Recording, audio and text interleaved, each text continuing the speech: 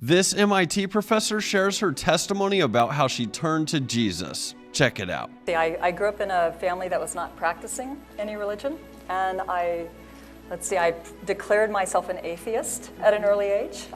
We were living down in the South in Atlanta, and the few examples I had of religion I thought were people who weren't very well educated. So I thought, oh, that's just a bunch of, uneducated stuff. There was this cool family I used to babysit for, young and hip and smart, doctor, all this stuff. And they went off to Bible studies. I thought that was kind of weird. And they invited me to go to church with them, and I did not want to go to church. And they kept inviting me, and it got kind of hard to keep saying no. I was, you can only fake stomach aches about 12 weeks in a row, and then they finally get the message that you really don't want to go. So finally they gave up on me, and they said, well, maybe it doesn't matter so much that you go to church with us, but you might think of reading the Bible. And I thought, the Bible's this bestseller, it's this most famous book. I guess, to really properly debunk it and to be properly educated, I should read it. You can't be a really educated person without having read the Bible. So I thought, okay, I'll just read the Bible and then I'll be done with this. They suggested that I start with Proverbs. I thought, okay, that's nice. One for each day of the month. That's easy. So I started reading Proverbs, and it astonished me that it was so intelligent, actually. I kind of thought it would be full of all these crazy, mythical, made-up gobbledygook, but instead there was wisdom in every line.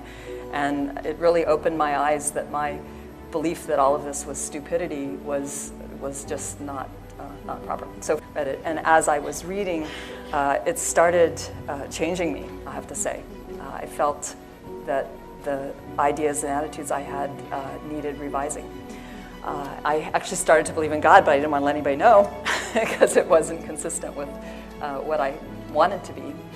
And so I was kind of a closet believer in God for a while. Then I thought, oh, maybe this is just manipulating me, right? So then I decided I should start reading books from other faith traditions and going to visit, maybe not just visit a church, but if I was going to visit a church, I should visit a mosque and a temple and everything else I could find. And the Atlanta area had a lot of that. So I actually wound up doing a special topics class at our school. They had a special program. You could kind of do your own thing. And I was in that program, so I did a bunch of religious studies.